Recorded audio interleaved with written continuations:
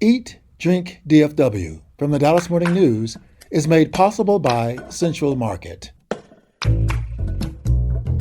Hello, and welcome to Eat, Drink, DFW, the podcast from the Dallas Morning News food team. Each week, we take a look at food and drink trends in North Texas, talk about restaurants in Dallas-Fort Worth, learn some new recipes, and sometimes even get tips from you, our listeners. I'm Anna Butler, the Dallas Morning News' food editor, and all this month, we've been focusing on your favorite go-to recipes for the summer. We asked you what you've been eating to stay cool, and you guys had some brilliant ideas that we're frankly dying to try. We'll share those and an update about our own summer plans right after this. Don't miss the Texas Chowdown going on now at Central Market, where we're really into Texas. Like our buttermilk pecan pie is nuttier than a rodeo clown. We like our cowboy cut bacon even thicker than the humidity. And when talking Gulf oysters, we shuck around and find out. We're really into Texas. If you are too, gather round for the Texas Chowdown, featuring tasty local favorites from the Panhandle to the coast, as only Central Market could wrangle up, like Gulf shrimp, Texas beef, local peaches, and more. Shop now at Central Market.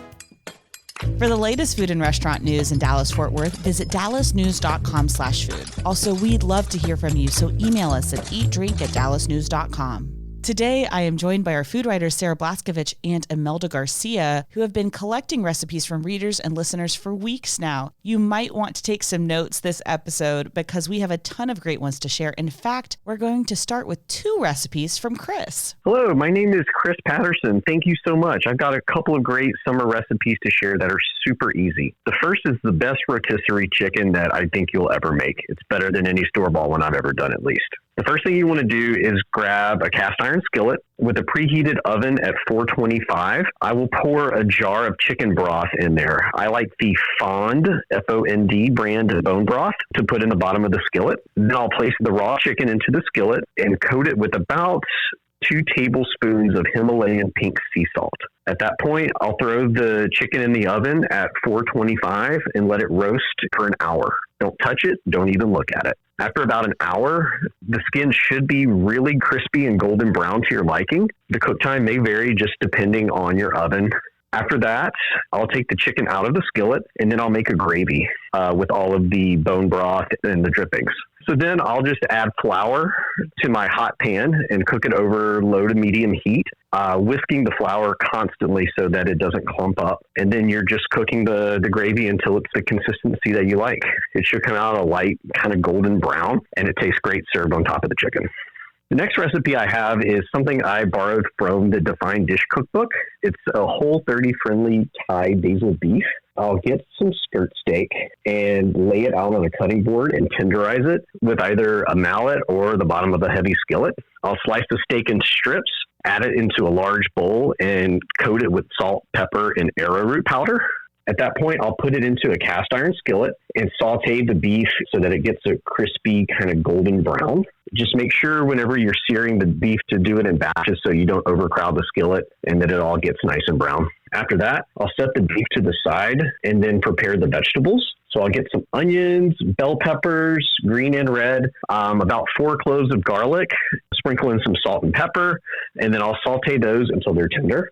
At that point, I will throw everything back into the skillet, put about a cup of coconut aminos in there and a few shakes of Red Boat fish sauce. Cook that and simmer it until the sauce starts to thicken to the consistency that you like. To keep it Whole30 friendly, I'll serve it over cauliflower rice and put it in a bowl, and it looks great and tastes even better. Okay, Chris, I'm in love with you. If I go to your home, I'm going to bring my suitcase because Oh my gosh. I want to eat that rotisserie chicken every day. I love rotisserie chicken. I love your recipe. The only thing that it's going to be hard for me and it's going to be a struggle is don't look at it. Why? No. It's amazing to see a rotisserie chicken in the making. I liked that tip, actually. I thought like, ooh, there's so many things that you can get done while you're not looking at it. But then I thought exactly what you said, Imelda. I was like, I'm definitely going to look at it. Yeah, now I'm looking at it. I also feel like it's just right that we have a Defined Dish call out just because, you know, Defined Dish is synonymous with North Texas for me. But it also looks like we have another recipe from the Defined Dish from Katie. Hi, this is Katie from Dallas, Texas. And my favorite dish at the moment is the Defined Dish spring roll grilled chicken salad. It has cooked vermicelli noodles and romaine, cucumber, jalapeno, shredded carrots, with this peanut dressing. So the dressing has fish sauce, lime juice, peanut butter, soy sauce, or coconut aminos. Oh, and red curry paste. It's so good with coconut milk as well. You marinate the chicken with the same dressing that you put on the salad. You just mix it all together with herbs like cilantro and basil and mint at the end with a side of lime and peanuts. It is out of control. It is my favorite recipe. I think the mint is going to give a fresh flavor for this dish. That sounds great just in the fridge, right? Like you make that on Sunday afternoon or whatever. And whenever you're hungry or your kids are looking for something that's good for them in the fridge, they could eat that. It sounds like the kind of dish that will last a couple of days. I absolutely love anything with a peanut sauce too. And if you don't want to make your own, Trader Joe's has a fantastic peanut satay. Oh, I don't think I've tried that, but I've looked at it a million times. It tastes exactly like this one from a restaurant that has since closed in Austin called Satay. And it is really peanut forward, but not too sweet. Sounds delicious. Okay, here's a great recipe for anyone who is entertaining this summer, because we always need those tasty, easy recipes that don't require an oven. Hi, this is Becky from Dallas, Texas. What I love to make every summer are endive salad boats. My favorite version is a mix of blue cheese, walnuts, olive oil, shallots, and sometimes I add in julienne pear. I put a scoop in an endive lettuce leaf, like a pre-made dip cup, for an easy 1 or 2 bite treat. I actually submitted this recipe to Brookhaven Country Club when they were compiling a cookbook, and I've had so many people come up to me and say how much they love it and they rave about it. And I should actually give my mom credit because this is her recipe. Becky, that sounds good. Also, endive, which I don't say it as cool as Becky does, but endive is like God-made little cups that are greens. And you know, they're so versatile because if you do finely chop an endive, and especially with finely chopped radicchio, it is one of those kind of like bitter and tasty salad greens that I really enjoy, that changes things up and makes people wonder a little bit like, okay, this is an iceberg. What am I eating? But not in like a, what am I eating kind of way. For a dressing with something like that, I'll make a walnut vinaigrette or something kind of nutty. And so you want it to be super chilled when you're doing that. And you can add a little bit of brightness by throwing in some parsley too.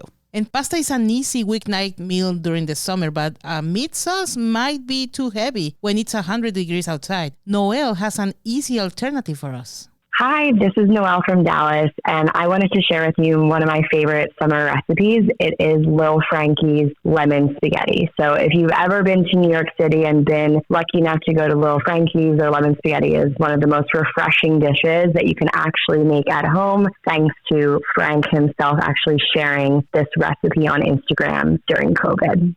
So I love to make this as a side dish in the summer with like a crispy chicken or even like a shrimp on the side. Adds a little bit of protein and really works well with the lemon and the butter. So it's really super easy to make. This is one of the reasons it's my go-to in the summer. You're going to make the pasta just as you normally would. Going to make sure that the pasta water itself is super, super salty, and even add more once it gets boiling.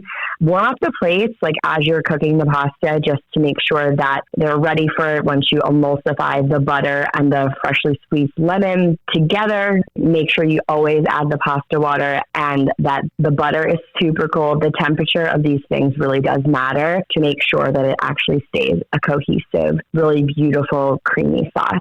The great thing about this is that it's super easy, but the quality of the ingredients is important. So make sure to buy that like really great high quality Parmesan cheese and just grate that right over the top at the end and make sure to not mix it in. The perfect bite is just cheese and the pasta itself swirled on your fork in a perfect bite. I feel like I should disclose that Noelle is one of my best friends in the world, and we've known each other closer to 20 years than 10 at this point. And so it was really fun for her to get to submit a recipe for this. And she is a fantastic cook and has slowly been cooking her way through her family recipes over the past few years. She also loves anything that's a callback to our days in New York. Another great cook is calling in. Mrs. Keeley has an easy gazpacho recipe for us. Hi, this is Shauna from Plano. And my go-to summer dish is gazpacho. It's from a really old cookbook, the Junior League of Palo Alto. You throw all the ingredients in the food processor: tomato, onion, cucumber, bell pepper, celery, parsley, chives, garlic. You puree that. Then you add the V8 juice, red wine vinegar, olive oil, lemon juice, Tabasco, Worcestershire, stir it up, put it in the fridge. V8 is the kicker. It doesn't use regular tomato juice, so it just enhances all the flavors. When I serve it, I usually have garnishes on top, which can be hard-boiled egg. I like it the best with croutons and avocado, little pieces. The other key is I make it the day before I'm going to serve it so that it's really flavorful. I've compared lots of recipes, and this is the best. I don't have to cook. I don't have to turn the oven on. Doesn't heat up the house.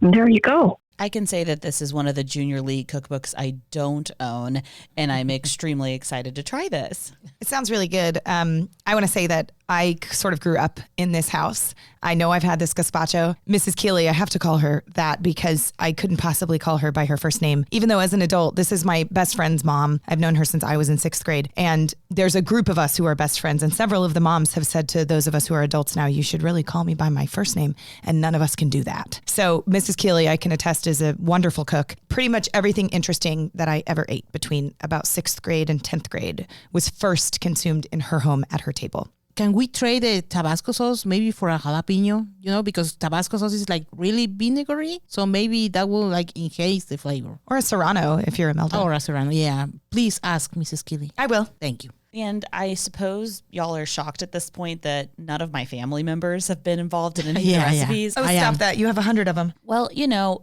we got another. So, wait, do you have another family member who hasn't been on? Yeah, I have like brothers and stuff too still. Oh, the brothers. But Okay. you know, this is a ranch water recipe that's a little zhuzhed up from my little sister, Sarah. Good name. Hi, I'm Sarah Butler. I live in Dallas, Texas, and I am related to Anna Butler. I'm going to share an even more refreshing take on a ranch water. So first, you'll line your rim with some agave and tahini, then add in 2 ounces of 21 seeds cucumber jalapeno tequila, 2 ounces of coconut water, squeeze in a little bit of lime juice. If you want a bit more sweet, then add a touch of agave. You can add in Topo Chico for some carbonation, include lots of ice, and stir.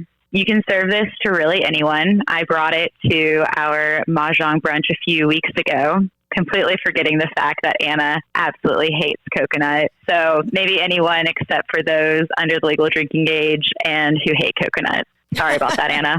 Sarah, you know your stuff. I want to meet you. Yeah, she sounds great. I'm also feeling as though, and stop me if you've heard this one, this cocktail's good for you because it has coconut water in it. Am I right, guys? And cucumber infused tequila. Basically, it's a salad, I would say. It's a salad. And I love to make a salad out of a cocktail myself. Yeah. So I've been really into infusing alcohols. And so this infusion, I did it with Lalo tequila. I think it is good to use a higher quality. Yep.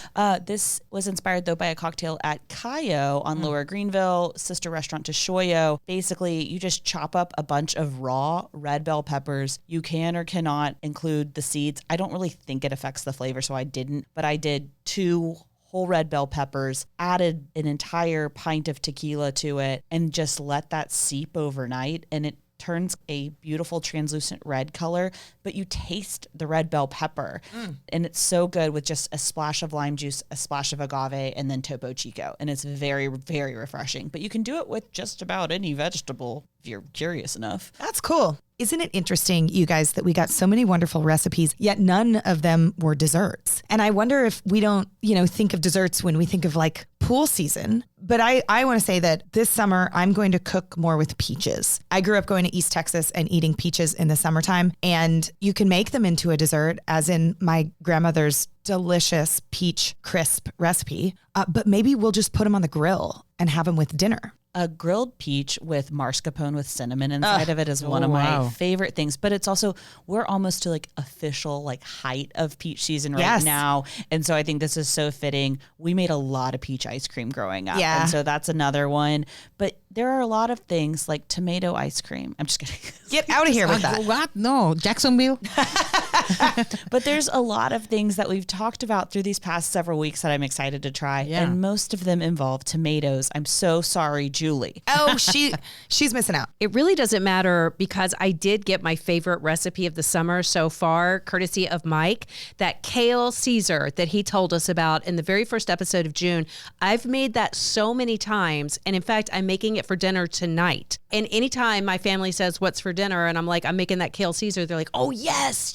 That's how much everyone loves it. I'm not kidding. He describes it himself as the best Caesar salad in the world. He's not kidding. It is legit that good and that easy. Everybody needs to try that one. I think it's worth pointing out how cool it is to let our readers call and tell us what they're cooking. And then for Julie to find her favorite recipe of the year. I just know that those listening hopefully found something that they're going to make. And I love that. What a cool community we have created here. I just have a request. Please, please, please don't cook the chilaquiles recipe for my sister. Of the episode 3, it's bleh, guacala. No, don't do it, please.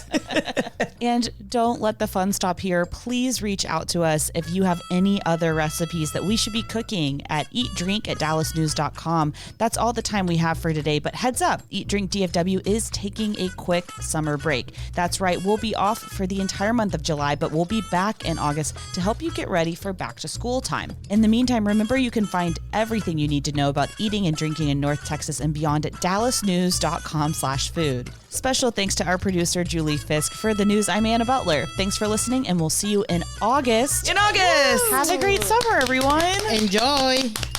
Eat, Drink, DFW from the Dallas Morning News is made possible by Central Market.